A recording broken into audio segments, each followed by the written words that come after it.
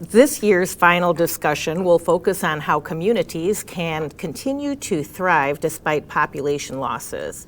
Shrinkage is a process that needs to be managed, not a problem to worry about.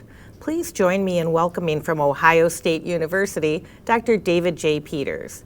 Dave's primary research areas include social and economic change in rural communities, rural demography, rural poverty and inequality, rural crime, and adoption of agricultural and other technologies. Dr. Peters has published in top-tier journals in rural sociology, agricultural economics, and criminology. He has been awarded grants from the National Science Foundation, the U.S. Department of Agriculture, and the National Institute of Justice. Now let's give a warm WIDA welcome to Professor Peters.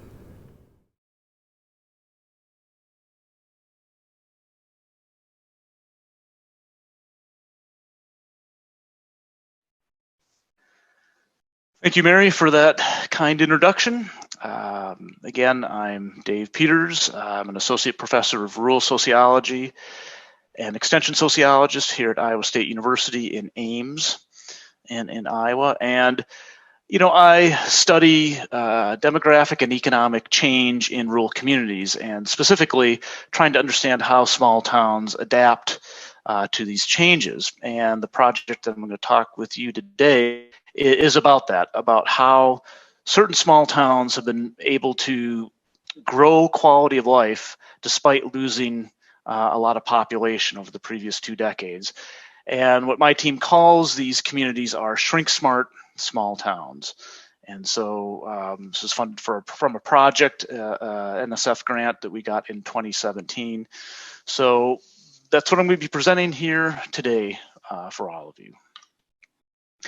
So first, I wanted to give you an overview of the situation in Iowa. Now, Iowa is only 3 million people, and it's largely an agricultural state. And so some of what I might say might not apply to all Wisconsin communities, but they may apply to some. So in Iowa, rural parts of the state have been declining in population for a very, very long time. Despite ups and downs in the ag market, population has continued to decline. If you refer to the chart with that green line, you see rural Iowa has lost population, where the dark blue line, that's metropolitan Iowa, has really boomed.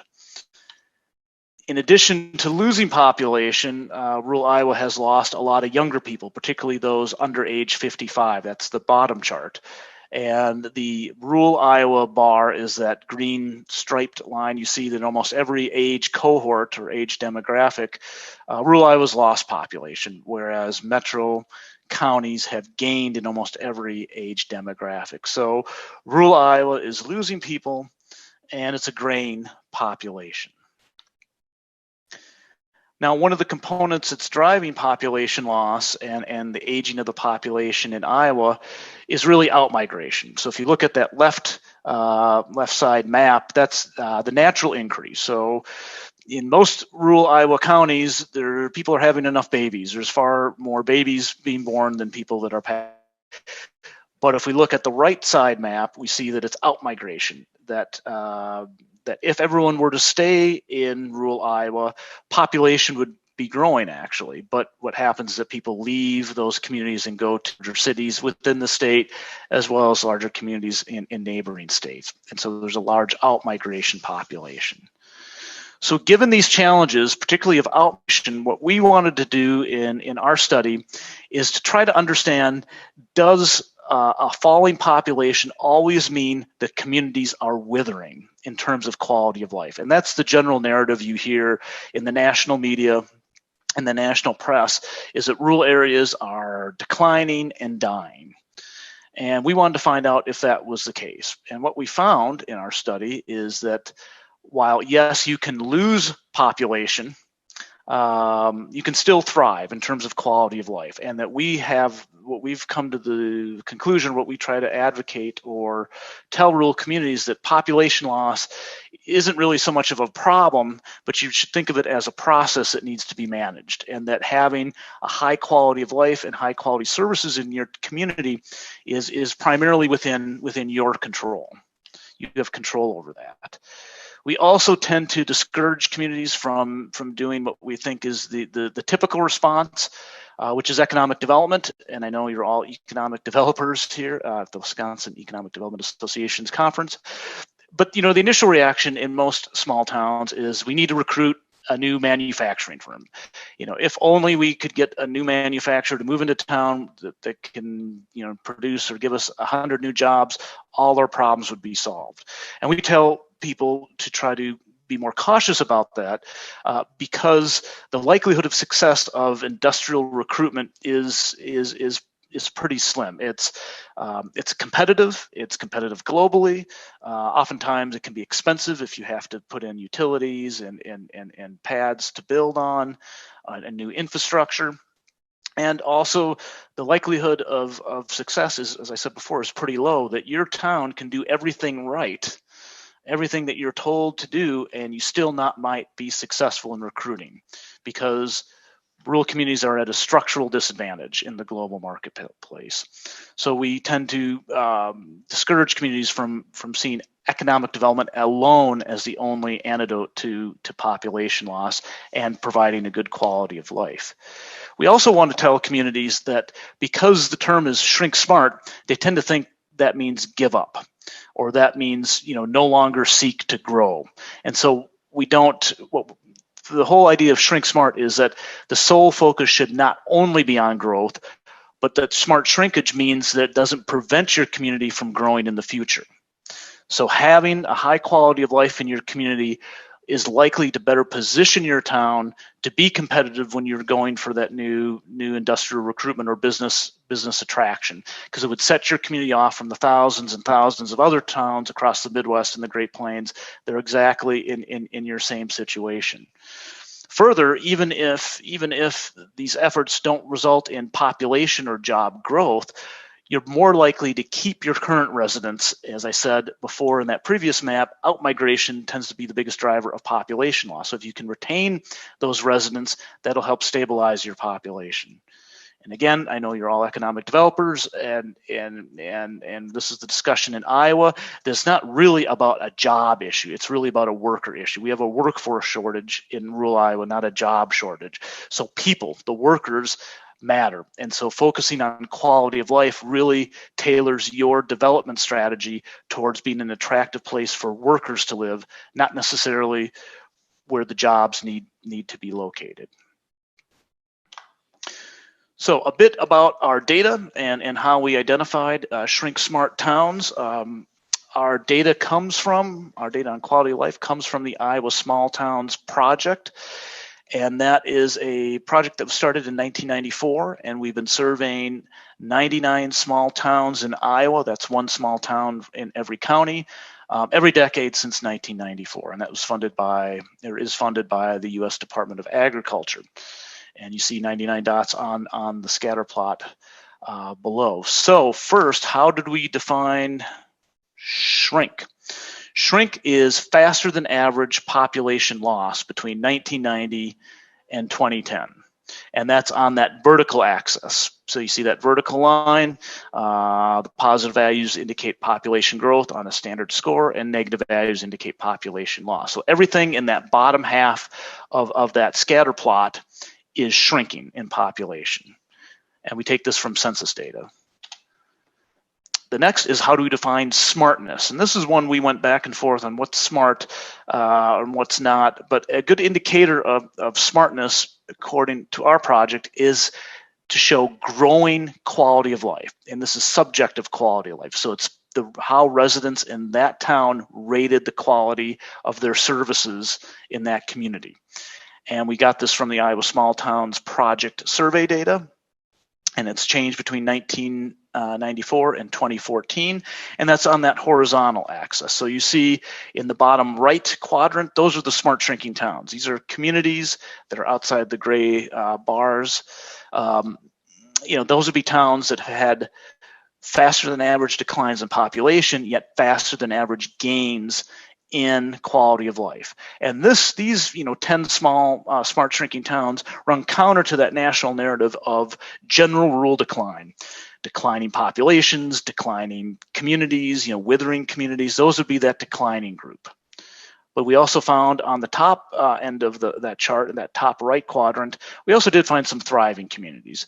But our project, or what I'm going to be talking about today, is focusing on that bottom half, the smart shrinking and the declining communities. Last thing I do want to say is how do we define a small town? Obviously, Iowa's a small state of only 3 million people. So when we say small towns, we mean small. The majority of our towns in our project are between 500 and 5,000 people, and only a few are above 7,000. So these are really small cities. And so they have to be a municipality. They have to have a functioning government. They can't be a village or some sort of just rural neighborhood. They actually have to have a city and be an incorporated city. And we added the stipulation that these small towns can't be adjacent to a large metropolitan area. So basically excluding small towns that are really suburbs of a large city. So among this group of shrinking towns, we saw this distinction between the smart shrinking and the declining. And when we looked at the quality of life data, again, that's how we determine who's smart and who is not. We see that the smart shrink towns have higher levels of quality of life on all of these factors that you see listed, and it grew since 1994. By contrast, the declining towns had lower levels of quality of life and declined.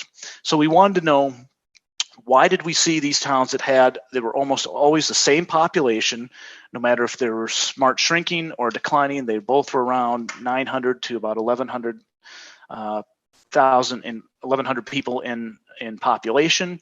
The rates of population decline were very similar between the groups. There was no statistical difference in anything population size, but we did see these big differences in quality of life. So the next question is, well, what accounts for that? Why is that?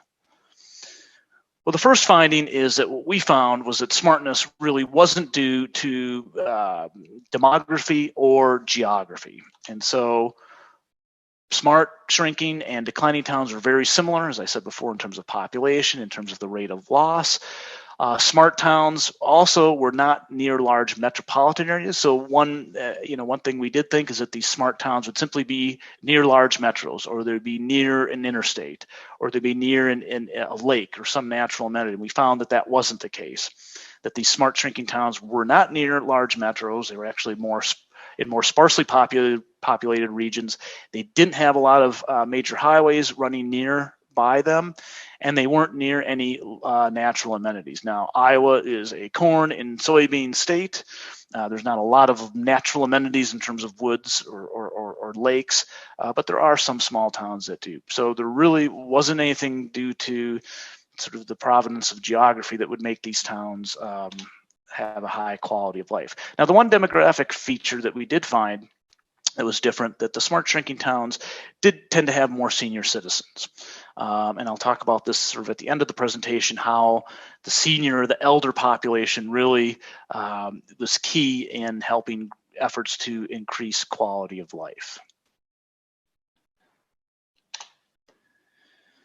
So I also have the data tables in these slides if you want to look more closely at them, but I won't talk about them much more in the presentation. And again, you can email or contact me after the presentation if you have specific questions or want access to our articles which we published these findings.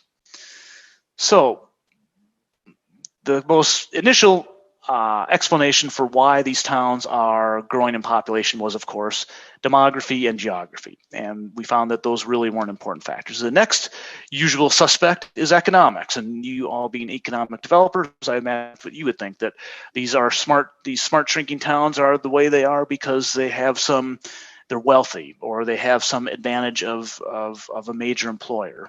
And what we did find is that economics partly explains Shrink Smart.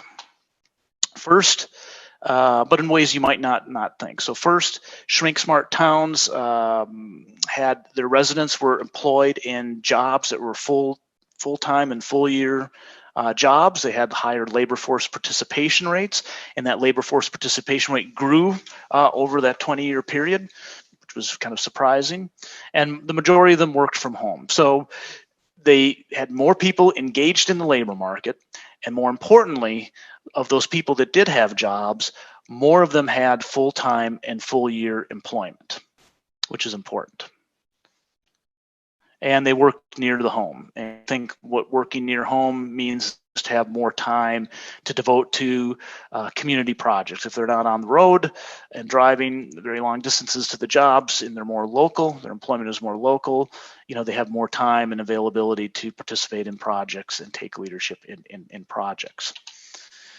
In terms of industrial or economic structure, we found that these smart shrinking towns had a larger share of jobs in manufacturing and construction. About a third of the labor force in these towns were employed in manufacturing and construction jobs versus a little over a quarter in the shrinking towns. And most kind of the really surprising thing is that these jobs, in these blue collar jobs or more traditional blue collar jobs, they had a 6.5 percentage point gain over 20 years, where it was flat in the shrinking towns. So if you think about small towns in Iowa of around 1,000 people, to actually have gains in manufacturing and construction jobs between 1990 and 2010 is actually kind of amazing. And our explanation for why this might contribute to smartness is, these jobs tend to require a mid-level of skills, and they pay sort of middle range wages because of a history of unionization, whether they're unionized or not. They generally have higher wages and pay better benefits to compete with union jobs. And these kinds of occupations are pretty well suited to the rural labor force, at least in Iowa. Very few people are unskilled in rural Iowa. But also, there isn't a lot of college graduates either. And so people with high school and 1 or 2 years of experience, or high school and a 1 or 2 year certificate in the trades, excuse me, that's my phone beeping, turn that off. That's very suited to the available workforce in rural areas. And so they're good jobs. They're full-time, full-year jobs. They require some skills, and in turn, they pay pretty decent wages. We also found, conversely, that these smart shrinking towns really had less specialization, didn't have a lot of jobs in sort of the lower end services, retail trade, arts, entertainment and accommodation and food services and other services. So these lower skill, lower wage jobs that tend to have few benefits and are generally part-time and part-year, those were fewer in the declining towns. And because of this, we think we observed lower poverty rates because of all of these, right? That if you have full-time, full-year jobs, people are in relatively higher wage blue collar jobs, that this leads to lower poverty rates. But the interesting thing is, even though poverty was lower in the shrink smart towns, total median household income and actually total wages weren't any higher. So that essentially meant that it wasn't the amount of income in the communities that differed, it really was the distribution of that income. That in the declining towns, you had a lot of high wage and low wage people, but the average was pretty similar to what we found or the median was pretty similar to what we found in the shrink smart towns. So it was sort of an issue of income equality in shrink smart towns versus income inequality in the declining towns. So again, it was the distribution of income, not the overall amount of income in the towns that mattered. So what really drove smartness? Well, what we found, or the biggest things that jumped out to us, was this concept called social infrastructure. So you have economic infrastructure, you have built infrastructure, but social infrastructure is essentially how people interact with each other. And where we found the most interesting differences, the biggest differences, or the biggest departure between shrink smart and declining towns is on this social infrastructure. So for example, shrink smart towns had much more stronger bonding social ties or bonding social capital. So the ones highlighted in red and bolded are differences that were statistically significant and which we thought were more important. So residents in shrink smart towns said that they had more close friends in the community, and they said that they trusted their neighbors much more, and that their neighbors were much more supportive of each other in those communities. And you see that the rates are higher and generally growing in the smart towns, and lower and shrinking or slow growing in the declining towns. And so again, this bonding social capital, really promotes a strong attachment and identity to the community. We think that this foundation really makes people committed to their community and makes them want to do something to advance their community in the future. We also found that these Shrink Smart towns had much stronger and persistent bridging social ties, and these bridging ties are social connections that tend to reach across to different segments of the community. So, for example, residents in Shrink Smart towns said that the organizations in their community tended to work for everybody, on behalf of everybody, rather than just for the elites in town. They said that their community organizations were accepting of having new residents as leaders, which, of course, if you're from a small town, being a new resident is very isolating, and let alone to be a new resident and be a leader is a pretty good indication of a community being very open to new people getting involved in the community. Residents in the smart towns said that their community was much more tolerant versus prejudiced of other people in the community. And the biggest one that we found is being open to new ideas. We saw that 60% of the residents said that their town was more open to new ideas versus 55% in the shrinking towns, and that it's sort of slowly grown just by one point gain over time. But these towns are open to new ideas. And we think that, of course, this openness of organizations, this openness to new ideas, really helps generate new ideas, new projects. It helps get people involved, bring in new resources, time, and long-term buy-in to having and seeing through a project to meet a community need, and kind of seeing that all the way to the end. And lastly, we found that residents in Shrink Smart towns also really were pretty involved in local organizations. And so there were much higher rates of participation and membership in local organizations, and also importantly, organizations that meet outside of the community. So these connections to outside groups, so a lot of it was agricultural related, sometimes church related, or other kind of civic or fraternal organizations. But really this linkage to outside groups we think is critically important, because it's a conduit to bring in new ideas, technical expertise, and even new resources or new resources from outside. So if you have a group of people that are members of organizations that meet outside of the community, they can bring new ideas from other towns or from other states. They can bring in expertise that they might not have.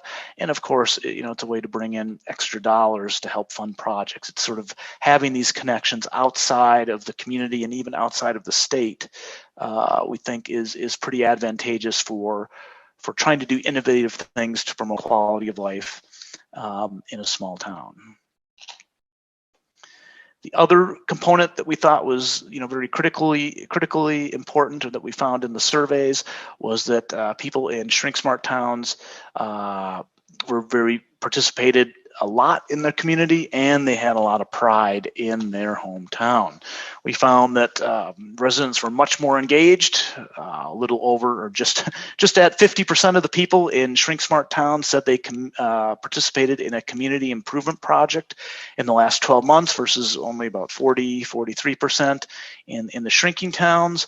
The majority of people in the smart towns said that the whole community generally supports local projects. That was a little bit lower in the shrinking and the declining towns.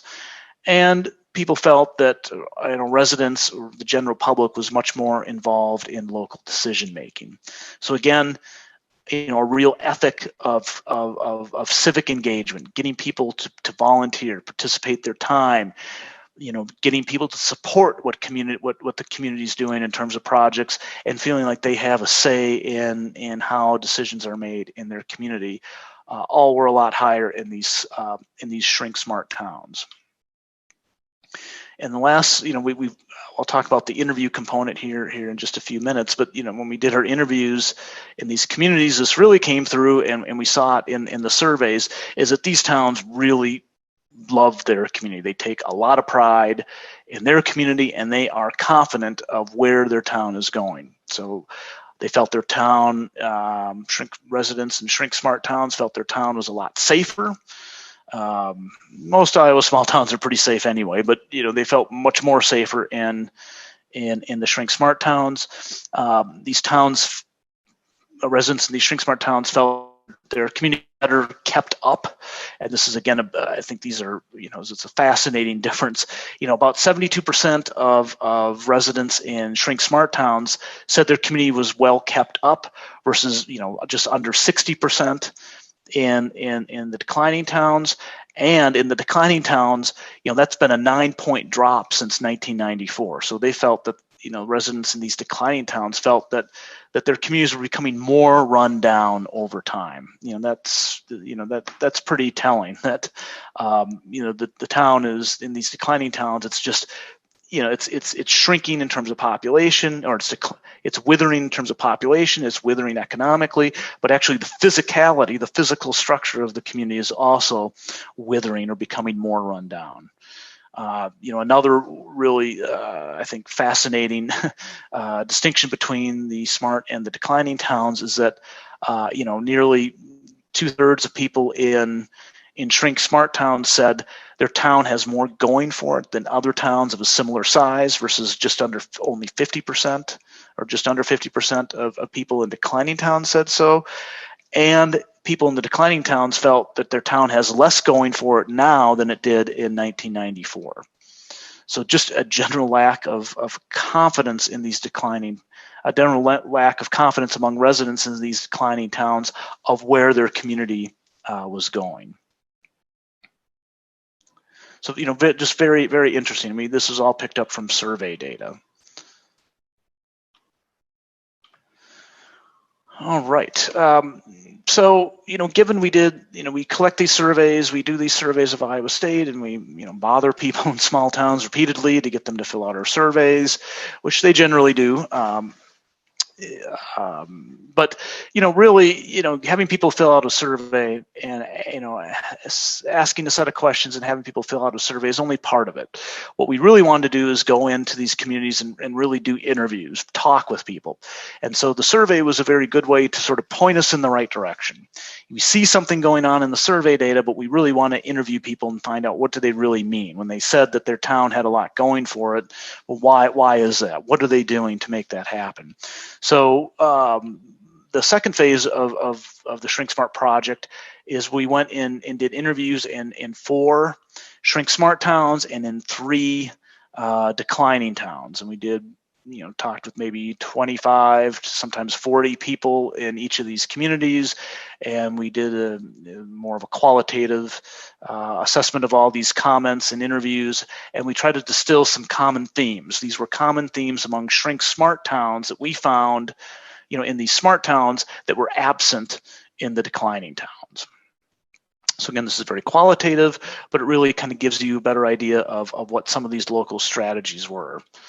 So, in terms of the local strategies of Shrink Smart towns that we see in these Shrink Smart towns that aren't in the declining towns is giving, philanthropy. Almost all of the 4 Shrink Smart towns all had a very active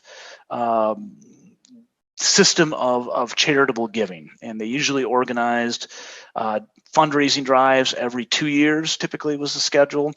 Usually was revolved around a particular project, and the amount of money that these communities had in these foundations was phenomenal. So one town of 600 people near the Minnesota border, they had 4 community foundations with nearly $750,000 in assets.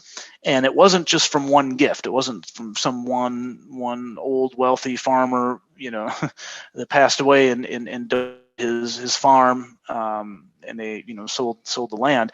It was just small amounts built up over time. I mean, that's just incredible when you think about a town that small having 4 foundations. So again, this ethic of local giving that provided them resources that they could use at their discretion, rather than having to rely on state and federal dollars that actually had stipulations, that were administrative requirements, but also, state and federal money is given for what state and federal governments want these towns to do, not necessarily what the town wants to do themselves.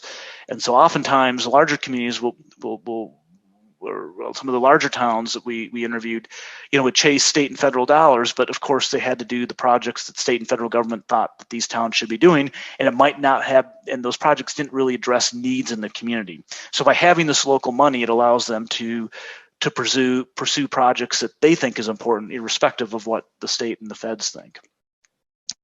One thing we found out very clear when we did the interviews is that we suspected that local government would be local government or local economic development agencies. We thought these would be the groups that were sort of driving these community improvement efforts, and we found that that is absolutely not the case. In all of our Shrink Smart towns, it was led by community groups, not government or quasi-governmental agencies. And the general consensus that was said, a variety of ways, but the general, sense of it was that local government really doesn't help, but they don't stand in our way. But it was really community groups and active local organizations that really pushed this through. And in the discussions, part of this was really to help avoid any kind of political, we all know about small town politics, and that having, official government and official elected leaders, one step separate really sort of helped these projects succeed, that it was really community-based, not being driven by, an elected official or one or two elected officials. And so sort of gave local government some cover in a way. So they played a supporting role. They weren't lead cast, but they were supporting cast in these projects. We also found that leadership was important, and so all these towns, whether they were declining or smart shrinking, all of them had strong leadership. They had strong active leaders. So it wasn't a matter of having strong leaders or weak leaders, but really was that style of leadership. And what really distinguished it was that these smart towns had a very open and shared leadership structure, where the declining towns, it was very traditional. So in the smart towns, younger people were encouraged and were leaders in the community. Younger people and younger residents were encouraged to take charge of projects, to take leads on projects, and older members really sort of stepped back. And again, this was a common theme, and these were again community groups usually associated with the foundation. A lot of the older people said, our older leaders said, our job is to really, sit back and sort of sign the checks, but really let younger people and younger residents, take charge and lead, because they're the future of the community. By contrast, in the declining towns, you had really entrenched leadership. These were people that had been in leadership positions for decades. In one town, people were serving in a community group and in city government for almost 35 years. I mean, basically, people stayed in positions of power for decades at a time. Where in these Shrink Smart towns, people would step on and step off repeatedly. But of course, as you might imagine, most Iowa small towns are predominantly white, and so were the leadership structure. In terms of gender, they tended to be more men, 60-40 to 70-30 split in favor of men. So there were women on there in leadership positions, serving on boards, but they were still, majority run by men. As we found, or as I discussed with the survey data, this, accepting or being open to new ideas, that came through very, very strongly, that all these Shrink Smart towns, really had this ethic of trying anything and everything that they think would work. So any idea was a valid idea. They would try it out. They would discuss ideas, even if they were odd ideas. Failure was accepted, that even if a project was proposed and was worked on and it didn't pan out, that was considered okay. By contrast, in the declining towns, if someone or a group of people tried to advance a project and it failed, there was a stigma associated with them. And so the people that had tried to get that project off the ground in the declining towns didn't want to have anything to do with the city, the town, or leading anything anymore. And so it was really a disincentive for anyone to take a chance on trying to move the community ahead in the declining towns. By contrast, in the Shrink Smart towns, there were failures. There were numerous failures, but there was no stigma attached to it. People said, well, some things are going to work and some things aren't, but we're just going to keep trying. That was sort of the ethic in these towns. And so getting people to be comfortable with taking risks was a key ethic in these shrink smart towns, because they knew that even if it didn't work out, there wasn't going to be any negative stigma attached to it, which of course was very surprising to us. So one example of these odd ideas, there was one town in the west central part of the state that had a rails to trails, a major bike trail that ran across the state. And so this community had this popcorn ball that they'd been working on. So they, 100 years ago, they had a popcorn factory. I'm getting a little bit short of time. They had a popcorn factory, and they had this big popcorn ball, and they had built a pavilion around it. So they thought this would be a tourist attraction. And so they spent money to connect their town, build a bike trail from their town to connect to this major bike trail that ran across the state of Iowa.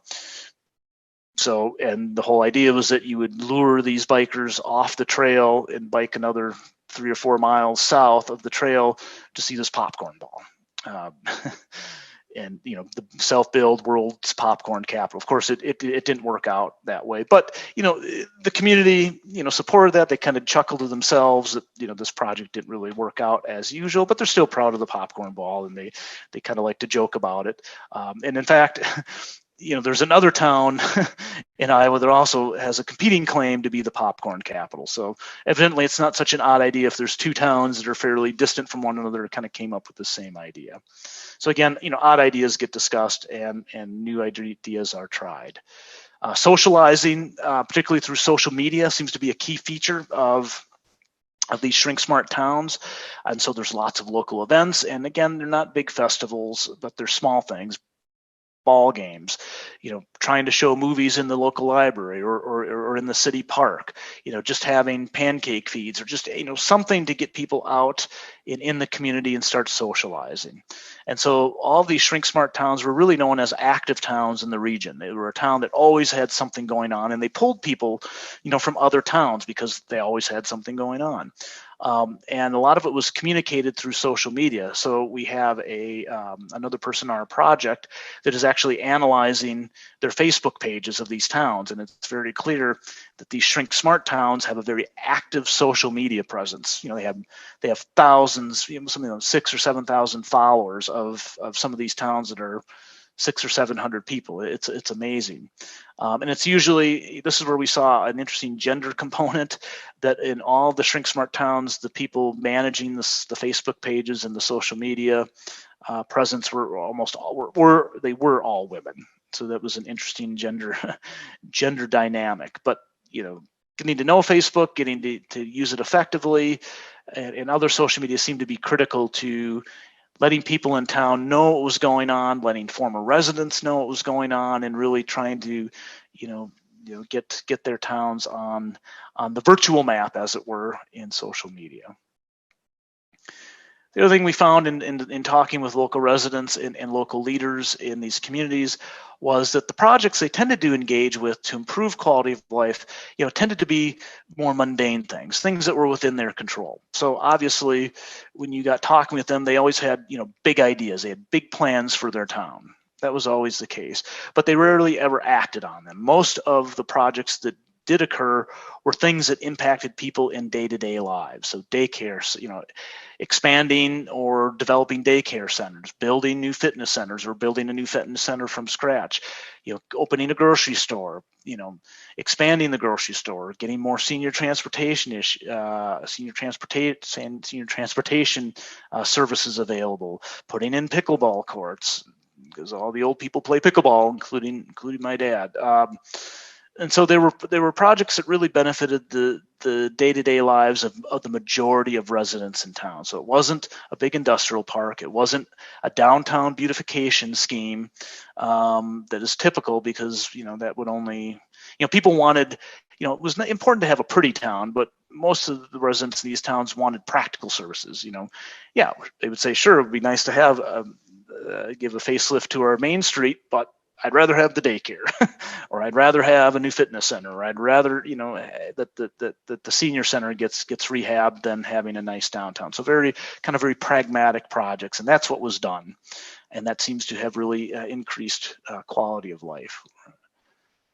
coming on 40 minutes here, so we don't have much left. Lastly, as I said before, these towns had a very strong attachment to their place, and they really kind of relished their role as an underdog. They kind of relished being a small, declining town that had the best fitness center. For example, the fitness center example was in a town of about 900 people, and they had younger families with kids in that town, and there was no gym. They didn't have a fitness center, and people had to drive. They were 45 minutes to the nearest fitness center, and they wanted a fitness center, and so they had a large foundation, and they put down $350,000 to build a new fitness center with 24-hour access, very nice equipment. They bring in instructors from the larger towns, and so in this community of 900, they take a lot of pride in having a better gym and fitness center and having good classes than towns that are 4 times their size. And so, being able to do these things that other larger communities couldn't really kind of reinforce this pride of being from where they were and really kind of relishing their underdog status. The other thing that was surprising to us is that, we thought, these communities maybe, they've always been this way, that, over the last 20 years, maybe they've always been an innovative town. And we found that, it hasn't always been the case. Out of 3 of the 4 small towns, it really happened in the last 5 to 8 years. That was something relatively recently that happened. And so what it took is just 2 to 3 people that really cared, and sort of success begets success, and more people got involved. In the last 2, the last second of the last one, the other more on the psychosocial side of it is, it became very clear when we talked with people in these towns that about a decade ago, maybe 12 years ago, there was 12 years ago from 2017, that there was this realization that nobody was coming to save their town. State government in Des Moines wasn't going to save them. Federal government in DC wasn't going to save them. Some big employer wasn't going to waltz into town and save them. That nobody cared about their town except the people that lived there. And so they really came to this realization, this epiphany, if you will, that they have to save themselves. And once that became entrenched and more people began to accept that, that's when things really began to happen. Because when we talked with people, they said, 10 years ago, people thought that it was somebody else's problem, that somehow, there'd be a change in the governor's office or change in the presidency, and that'll change our fortunes, or we just got to change this or that law, or we're going to get an employer in and they'll solve the problems. It was always, someone else's response. It was, their town was going to improve, but it was always going to be from something that had to happen on the outside. And then there was this general, long, slow boiling realization that no matter who's in political power, no matter what the economy's like, their town is going to go and decline. Whether the farm economy is high or whether it's low, it doesn't matter. But that it was really, up to that town to do something about it. And that's when people started getting involved. And lastly, they measure success very differently than how academics would measure success. We want objective measures, counts. You want to see that population increased or jobs increased or income increased. Well, for people in these towns, they don't care about any of that. Success to them is really what they think it is. It's really based on more subjective criteria. So in almost all of these shrink smart towns, you do see younger families that have moved in, over the last 5 or 6 years. Now, it's not enough to change overall. They're still declining population overall, so you're not getting sizable numbers. But I tell you, if you bring in 6 new families in the last 5 years, and they each have a couple kids, you're talking about a dozen or more, 12 to 15 new people in town, new young people with new kids in a town of 500 or 600 people. You notice that. You notice those 6 or 7 or 8 new kids. You notice those 5 or 6 new young couples coming in. I mean, you notice that. So it really changes the vibe of that community. I mean, it's I can't overstate more than just having just the presence of new people coming in and participating really changes the mood of these communities, even though they're still declining, even though they, it's relatively small numbers.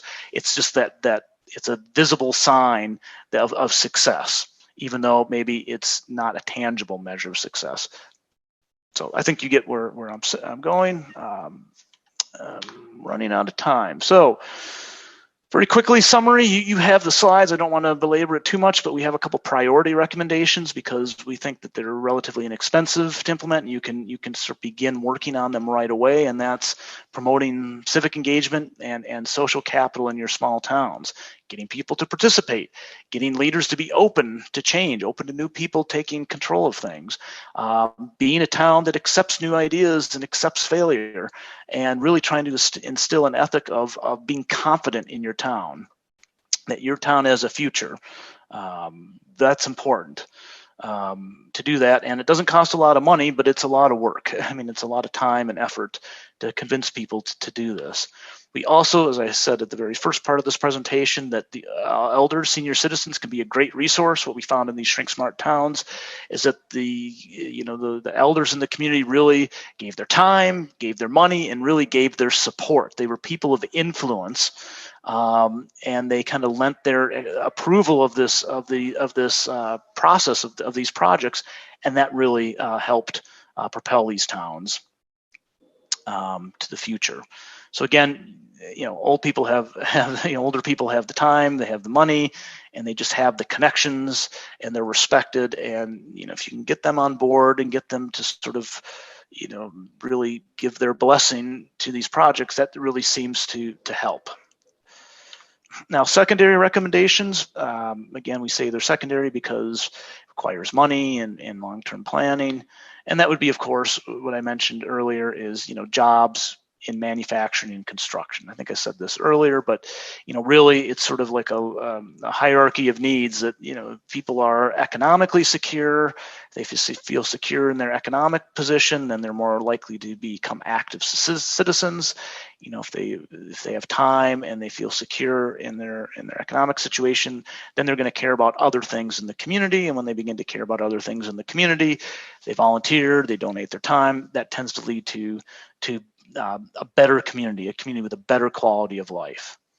But of course, doing that, attracting those jobs is a tough job. It's a tough thing to do in this economic circumstances. So lastly, I should say, in terms of what takeaway lessons that we have is that, first, we're very clear is that shrinkage or population loss, what we call shrinkage, is a process that you need to manage. It's really not a problem to worry about. So this came through in all of our Shrink Smart towns. They knew they were losing population, and they thought, yeah, well, that may be a problem, but it's not our biggest problem. It's just something we're going to have to deal with. And so how do we manage this problem of population loss? How do we address it? How do we make sure we maintain a daycare and grocery store with a declining population? It's a management issue, not a problem to worry about.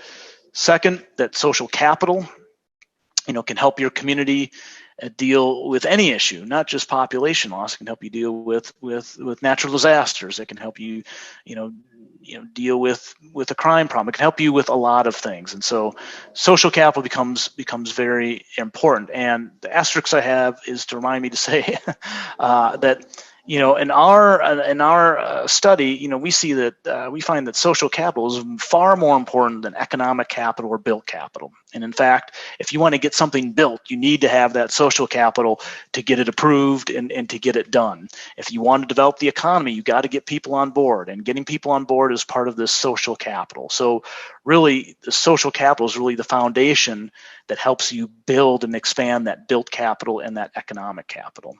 And lastly, quality of life is really what you decide, or what your small community decides, not really what outsiders tell you. It's not what it's not what Professor Peters from Iowa State tells you. It's not what your equivalent in Madtown tells you. It's not what some engineering firm or some economic developer tells you. It's what your community decides, what your community thinks is success, and what your community needs to do to improve quality of life. That's what's important. And that's what we learned from these towns, that they decided that they wanted to pursue, they wanted to identify and address needs that they felt were important, not necessarily what the university was telling them or outside consultants were telling them, but really what mattered to people in that community. And that's really the key to keeping people and hopefully, attracting new residents.